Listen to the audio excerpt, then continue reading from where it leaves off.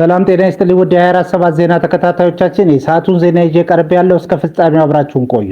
የምንለቃቸው መረጃዎች እንዲደርሳችሁ ላይክ፣ ሼር እና ሰብስክራይብ ማድረጋችሁ እንዳትረሱ በማለት ወደ ዜናው አለፍኩ። ኢትዮጵያ የውሃ ማማ፣ የአረንጓዴ ምድርና የቀንድ ከብት መጋዘን ተብላ ትጠራለች። ነገር ግን ከነዚህ ታላላቅ ስሞች ጀርባ በየቤቱ የሚሰማው የዝምታ ጩኸት ያደነቁራል። አንድ አባት ማታ ወደ ቤቱ ሲመለስ ልጆቹ ስጋ አመጣህ ብለው እንዳይጠይቁት አይኖቻቸውን ለመሸሽ ሲሞክሩ የሚሰማው ሰብአዊ ስብራት ከቁጥሮች በላይ የሚከብድ ሐዘን ነው። በአፍሪካ አንደኛ የሆነ የከብት ሀብት ይዘን በሚሊዮን የሚቆጠሩ እናቶች ለልጆቻቸው አንድ ብርጭቆ ወተት መግዛት አቅቷቸው በውሃ በተበጠበጠ ዱቄት ሲያታልሏቸው ማየት የሀገር ኩራት ሳይሆን የህሊና ቁስል ነው። እንደ ብራዚል ያሉ ሀገራት በ1970ዎቹ ውስጥ በከፍተኛ ድህነትና ረሃብ ይታወቁ ነበር። ሆኖም ዜጎቻቸውን ከረሃብ አውጥተው ዛሬ ዓለምን የሚመግቡ ግዙፍ ሆነዋል። እኛ ግን ገና የ60 ሚሊዮን ዶሮዎች ባለቤት መሆናችንን በኩራት እናወራለን። ግን በበዓል ቀን አንዲት ዶሮ ገዝቶ ማረድ ለብዙዎች የህልም እንጀራ ሆኗል።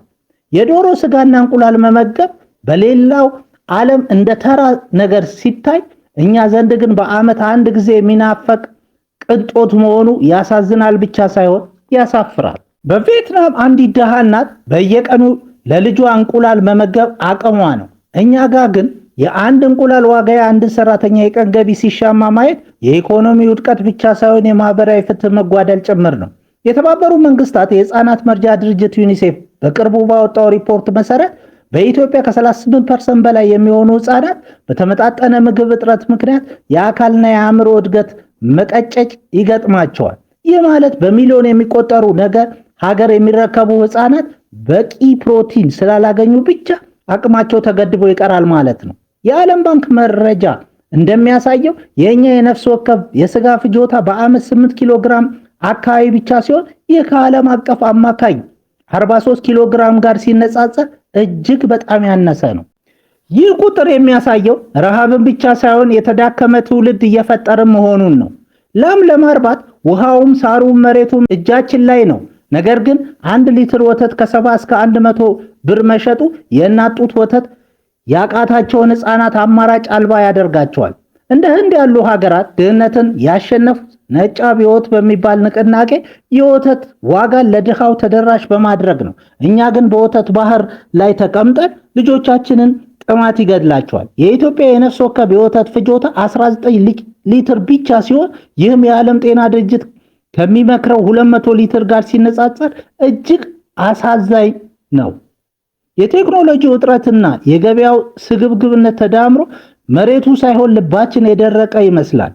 ሚዛናዊ በሆነ መልኩ ስንመለከተው በገጠሩ ያለው አርሶ አደርም የችግሩ ተካፋይ እንጂ የምክንያቱ ባለቤት አይደለም።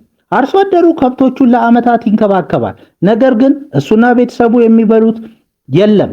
ላሟን ይሸጣል ለልጁ ልብስ ሊገዛ ወይም የታመመች ሚስቱን ለማሳከም ብቻ።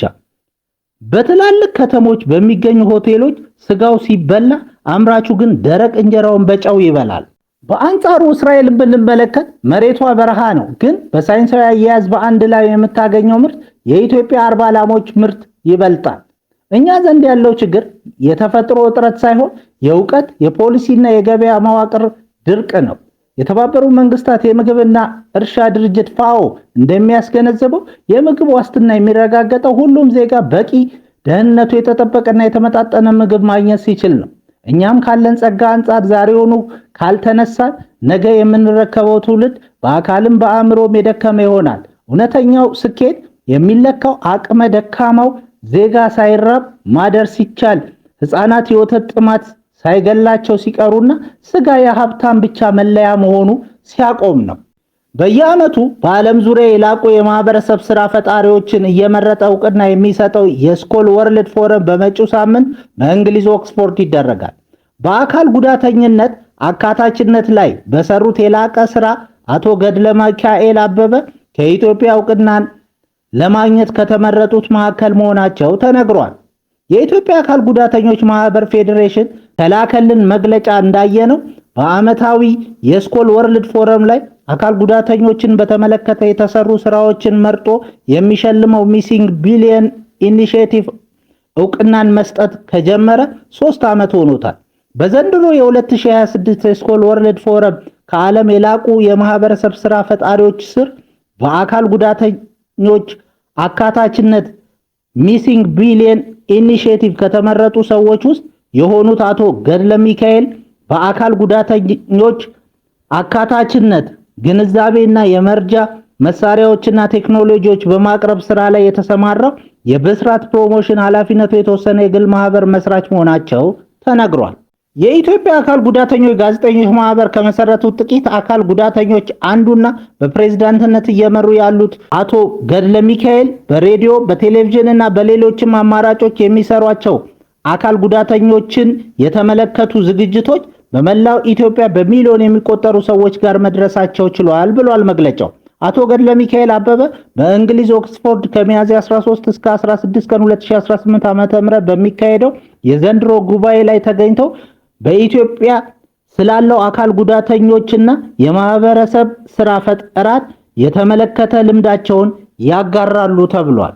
በዚሁ ታላቅ ፎረም ላይ የአካል ጉዳተኞችና አካታችነት አመራር ቡድን አባል በመሆን ስለ አካል ጉዳተኞች ተደራሽነት፣ አጋዥ ቴክኖሎጂዎችን፣ ሚዲያና አካታች ልማት የኢትዮጵያን ተሞክሮና ልምድ የተመለከተ ማብራሪያ ከህይወት ተሞክሯቸው በመነሳት በዝግጅቱ ላይ ያቀርባሉ። የዓመታዊ ጉባኤ ከዓለም ዙሪያ ታዋቂና ታላላቅ ሰዎችን የሚያሰባስብ ከ100 በላይ ተናጋሪዎች የሚገኙበትና ከአውሮፓውያኑ አቆጣጠር 2004 አንስቶ በየዓመቱ የሚካሄድ ነው። ዓመታዊ የስኮል ጉባኤ ስኮል ፋውንዴሽን በተባለ ተቋም አዘጋጅነት በእንግሊዝ ኦክስፎርድ የሚካሄድ ነው። ፋውንዴሽኑ በአውሮፓውያኑ አቆጣጠር 1999 ጄፍ ስኮል በተባለ አሜሪካ የተቋቋመ ሲሆን እኚህ ሰው የዓለም አቀፍ ታዋቂ የዲጂታል ገበያ መድረክ ኢቤይ የመጀመሪያው ፕሬዝዳንት ናቸው። ከዚህ ቀደም በዚህ ዓለም አቀፍ ፎረም ላይ በመገኘት ንግግር ካደረጉና ሐሳባቸውን ካጋሩ ታዋቂ ሰዎች መካከል ኮፊ አናን፣ ሊቀ ጳጳስ ዴዝሞንድ ቱቱ፣ ጂሚ ካርተር እና ሌሎችም ይጠቀሳሉ። በዘንድሮ የ2026 ዝግጅት ላይ ዓለም አቀፍ ግለሰቦች ይታደማሉ፣ ንግግርም ያደርጋሉ ተብሏል። በሌላ ዜና የነዳጅና የማዳበሪያ ዋጋ ለረጅም ጊዜ ከፍ ብሎ ሊቆይ እንደሚችል ተነገረ። ዓለም አቀፍ የኤነርጂ ኤጀንሲ IEA እና የዓለም ባንክ በጋራ ባወጡት መግለጫ በምዕራብ እስያ እየተካሄደ ባለው ጦርነት ምክንያት የነዳጅና የማዳበሪያ ዋጋ ለረጅም ጊዜ ከፍ ብሎ ሊቆይ እንደሚችል አስጠነቀቁ። እንደ ተቋማቱ ገለጻ በሆርሙዝ ሰርጥ በኩል የሚደረገው የመርከቦች እንቅስቃሴ ቢቀጥል እንኳን የተስተጓጎለው የዓለም አቀፍ ምርቶች አቅርቦት ወደ ቀድሞ ሁኔታው ለመመለስ ረጅም ጊዜ ይወስዳል። ይህም በተለይ ዝቅተኛ ገቢ ባላቸውና የነዳጅ ወደ አገር ውስጥ በሚያስገቡ አገራት ላይ ከፍተኛ ኢኮኖሚያዊ ጫና ይፈጥራል። የአቅርቦት እጥረቱ በምግብ ዋስትና፣ በስራ ዕድልና በቱሪዝም ዘርፎች ላይ አሉታዊ ተጽዕኖ እያሳደረ ይገኛል። ተቋማቱ የችግሩን መጠን በቅርበት እየተከታተለ መሆናቸውን ገልጸው ለተጎዱ አገራት የፖሊሲ ምክርና የገንዘብ ድጋፍ ለማድረግ ዝግጁ መሆናቸውን አስታውቀዋል። ይህ መግለጫ የወጣው IMF የዓለም ኢኮኖሚ ትንበያውን ይፋ ከማድረጉ አንድ ቀን ቀደም ብሎ ነው። ፕሬዚዳንት ሺ ጂንፒንግ ለባህረ ሰላጤው ሀገራት ሉዓላዊነትና ደህንነት ተገቢውን ክብር እንዲሰጥ አሳሰቡ። የቻይናው ፕሬዚዳንት ሺ ጂንፒንግ ከአቡ ዳቢው አልጋ ወራሽ መሐመድ ቢን ዛይድ ጋር ባደረጉት ውይይት በመካከለኛው ምስራቅ ሰላምና መረጋጋትን ለማጠናከር የሚያስችል ባለ 4 ነጥብ የውሳኔ ሐሳብ ማቅረባቸውን ሺንዋ ዘግቧል። የውሳኔ ሐሳቡ በሰላም አብሮ መኖር፣ ብሔራዊ ሉዓላዊነትና ዓለም አቀፍ የሕግ የበላይነት መርሆዎች ላይ ትኩረት የሚያደርግ ሲሆን ለደህንነትና የልማት ቅንጅት አስፈላጊነትም አጽንዖት ይሰጣል። ፕሬዝዳንቱ በመካከለኛው ምስራቅ የሚገኙ የባህረ ሰላጤው ሀገራት ሉዓላዊነት፣ ደህንነትና የግዛት አንድነት በቅንነት ሊከበር ይገባል ማለታቸውን የቻይናው የቴሌቪዥን ጣቢያ CCTV ዘግቧል። የኢየሩሳሌም የህዝብ አስተያየት ጥናት እንደሚያሳየው እስራኤላውያን ከኢራን ጋር የሚደረግን የተኩስ አቁም ይደግፋሉ። ከ1312 ሰዎች ጋር የተደረገ ቃለ መጠይቅ አብዛኞቹ ምላሽ ሰጪዎች ኢራንም ሆነ በሊባኖስ የሚገኘው ሄዝቦላ በከፍተኛ ሁኔታ አልተዳከሙም ብለው እንደሚያምኑ ገልጸዋል። የኢየሩሳሌም ዕብራይስጥ ዩኒቨርሲቲ ባደረገው ጥናት መሰረት እስራኤላውያን በጦርነት የደከሙ ቢሆንም 2/3 ግን በዋሽንግተንና በቴህራን መካከል ያለውን የአሁኑን የተኩስ አቁም ስምምነት ይቃወማሉ። ጥናቱ ከኢራን ቀን በፊት የተካሄደ ሲሆን 1312 እስራኤላውያንን 1084 አይሁዶችና 228 አረቦች ያሳተፈ ነበር። ምላሽ ሰጪዎች በቅርቡ በአሜሪካና በእስራኤል የተሰነዘሩ ጥቃቶች ጠላቶቻቸውን እንዳላዳከሙ ያምናሉ። 39.5% የሚሆኑት በቴህራን ላይ የሚሰነዘረውን ጥቃት መቀጠል አለበት ሲሉ 40.4% ደግሞ የተኩስ አቁም መከበር አለበት ብለዋል። ሰዎች አሁን ያለባቸውን ስሜት እንዲገልጹ ሲጠየቁ ሲሶ የሚሆኑት ተስፋ መቁረጥ የሚለውን ቃል መርጠዋል። በመቀጠልም ግራ መጋባትና ቁጣ ሲጠቀሱ ተስፋ የሚለው ቃል በአራተኛ ደረጃ ላይ ተቀምጧል። ክቡራን አድማጮቻችን ለሰዓቱ ያልናቸው ዜናዎች በዚህ እናበቃለን።